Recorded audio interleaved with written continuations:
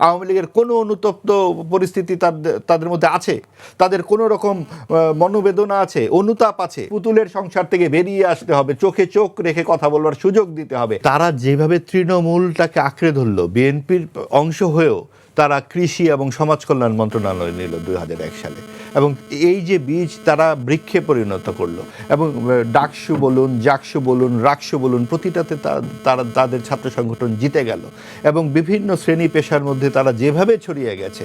এখন আপনি যদি কালকে বলেন যে আওয়ামী ফ্যাসিবাদদের যেভাবে সরাতে হবে প্রশাসন থেকে, জামাত শিবিরকেও সেভাবে সরাতে হবে, তাহলে সবাই খালি সরানোর উদ্যোগ নিলে দেশে থাকবে কে?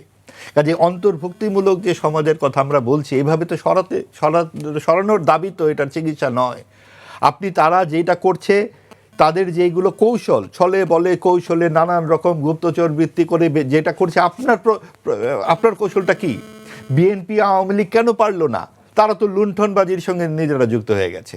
আপনি চাঁদাবাজি, তারা দেখছে যে ওরা 30 বছরের জন্য গাছ লাগাচ্ছে, বৃক্ষ লাগাচ্ছে, আর আওয়ামী লীগ বিএনপি করেছে কি? কাজেই আমাদের নিজেদের দিকে তাকাতে হবে। যেই রাজনীতিটা আমরা করতে চাচ্ছি, এটা একটা আপেল সদৃশ্য বস্তু হিসেবে বানিয়ে ফেলা হয়েছে। যে ক্ষমতার পাশে যাবে সে মহা ক্ষমতার অধিকারী হবে, এবং সে সেই আপেল খেয়ে বসে থাকবে, এবং তার চারপাশে মাছির মতো সবাই ভিড় করবে। ভাই যেমনটি বললেন যে আওয়ামী লীগ যা করেছে আর 30 বছর লাগবে ডক্টর ইউনূসের। কি করে আওয়ামী লীগ এটা করে? জোর করে কি খাওয়ানো যায়? জোর করে খাওয়ানো যায় না বলেই তাকে কিন্তু শেখ হাসিনাকে হেলিকপ্টারে উঠতে হয়েছে, পালিয়ে যেতে হয়েছে। এই প্রথম এরকম একটা ন্যাক্কারজনক ঘটনার মুখোমুখি হতে হলো একজন সরকার প্রধানের। কি কারণে? সেই জায়গাটিকে আওয়ামী লীগের কোনো অনুতপ্ত পরিস্থিতি তাদের মধ্যে আছে? তাদের কোনো রকম মনোবেদনা আছে, অনুতাপ আছে? তারা যে এতগুলো হত্যা করলো, নিজের দেশের মাটিতে নিজের মানুষদের উপরে গুলি চালিয়ে দিল, তারা কি একবার ভেবে দেখেছে কোন মুখে তারা মানুষের সামনে দাঁড়াবে? আবার এটাও তো ঠিক যে এই দলটি একটি ঐতিহাসিক বড় দল, এবং তার এই 40% ভোট আছে। সেই এমনই এক নেত্রী যে তার আত্মীয় স্বজনকে নিয়ে পালিয়ে গেলেন, এই কর্মী সমর্থকদের কি হবে? একবারও ভাবলেন না? এই এতগুলো মানুষকে নিয়ে কি পালানো যাবে? পালানো তো কোনো সমাধান নয়। কাজেই এই যে অন্তর্ভুক্তিমূলক সমাজের কথা আমরা বলছি, তখনও বলেছি যখন আওয়ামী লীগ একক নির্বাচন করছে, বিএনপি জামাত ছাড়া হয় না। এখন যখন আওয়ামী লীগ ছাড়া নির্বাচন হচ্ছে, এখনও আমরা বলছি যে এটা কোনো সমাধান হচ্ছে না। আপনি এককভাবে একটি নির্বাচন করলে সমাজ বিভক্ত হয়।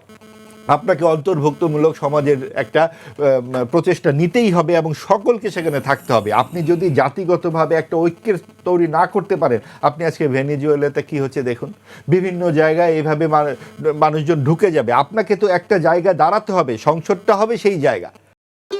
ভবিষ্যৎ হোক নিরাপদ, বিনিয়োগ হোক বিশ্বস্ত, আর আমার পছন্দ সল্ট বে। ওয়েলকাম টু সল্ট বে।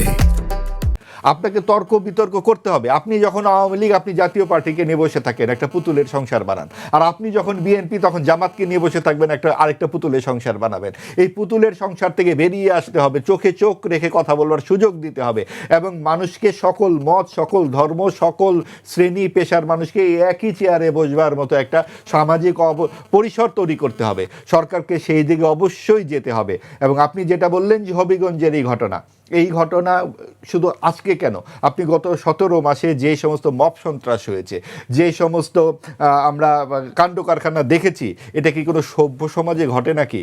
এই আপনার গাজীপুরে যে ঘটনাটি ঘটলো, দীপুচন্দ্র দাস, তাকে পিটিয়ে তারপরে গায়ে আগুন লাগিয়ে দেওয়া হলো, কারণ কি সে হচ্ছে ধর্মের অবমাননা করেছে। ধর্মের অবমাননা করলেই তাকে গায়ে আগুন লাগিয়ে দিতে হবে? তার জন্য দেশের আইন কানুন নেই? একটা সভ্য সমাজে আইন কানুন বলতে কি বোঝায়? আপনার কোনো আপত্তি থাকবে, আপনি আদালতে যাবেন। আপনি, আমার কথা পছন্দ হবে না, আপনি আদালতে যাবেন। আপনি আমার গায়ে আগুন লাগিয়ে পুড়িয়ে মেরে ফেলবেন? কাজে এটা কোন দেশে আমরা আজকে 2026 আমরা পৌঁছাচ্ছি? কাজে এই সমস্ত কিছুর দায় কিন্তু সরকারকে নিতেই হবে। সরকার শুরু থেকেই ডানপন্থী সাম্প্রদায়িকতাকে তা দিয়েছে। কি কারণে তা দিয়েছে সেটা কিন্তু আমরা জানি না, কিন্তু আমরা বুঝতে পারি এই ইতিহাস বিকৃতি থেকে শুরু করে মুক্তিযুদ্ধের ভাস্কর্য বলুন, ঐতিহাসিক নির্দেশনা বলুন, ধানমন্ডির 32 নম্বর যেভাবে ভাঙা হলো, এটা কি কারো ব্যক্তিগত সম্পত্তি নাকি? আর বুলডোজার পকেটে করে নিয়ে যাওয়া যায়? লাগামহীনভাবে ভাঙা হলো, এক দফা তো ভাঙতে পারে না। এই যে শিকড়, ইতিহাসের শিকড় আমরা দেখছি আর ভাবছি, এই মূলত পাটন কি করা সম্ভব? আসলেই সম্ভব না হয়তো, কিন্তু আপনি যখন এইভাবে সকল স্থাপনা শ্রদ্ধেয় মানুষদেরকে এইভাবে আজে বাজে কথা বলবেন, নারীদেরকে এইভাবে রাস্তায় সম্মিলিতভাবে অপমান করবেন, এইভাবে স্লোগান দিবেন, এটা কি হয় নাকি? অর্থাৎ আপনার রুচি, শিক্ষা, দর্শন, ইতিহাস, ঐতিহ্য সব কিছুকে যেন একদম ভেঙে ফেলতে হবে।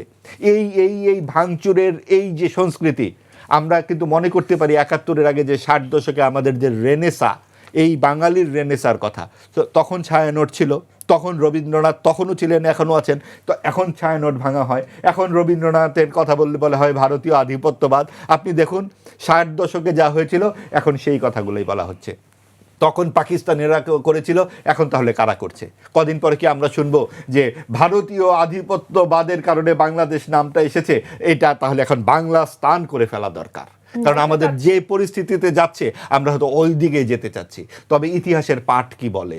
ইতিহাসের পাঠ বলে ভারত হচ্ছে হিন্দুস্থান, পাকিস্তান হচ্ছে মুসলিমের স্থান, বাংলাদেশ অসাম্প্রদায়িকতার জন্য একটি দেশ। এখানে সকল ধর্মের সমান অধিকার থাকবে, সকল মানুষের সমান অধিকার থাকবে। সেই জায়গা থেকে আমরা পিছু হটতে পারি না। সামনের যে নির্বাচনটি আসছে, অবশ্যই সরকারকে যা হয়েছে সব কিছু আমরা মাথায় রেখেই বলছি, এরপরেও নির্বাচন ছাড়া কোনো গতি নাই। এবং সেইখানে যারা দায়িত্বে আসবেন তাদেরকে বুঝতে হবে, এই ছলে বলে কৌশলে প্রতারণা করে মুনাফিকি করে আপনারা জাতিকে আর বিভাজিত করতে পারবেন না। অবশ্যই এই জাতি অসাম্প্রদায়িক এবং এই জাতি ধর্মনিরপেক্ষ এবং মুক্তিযুদ্ধের চেতনাতেই এই দেশ তৈরি হবে।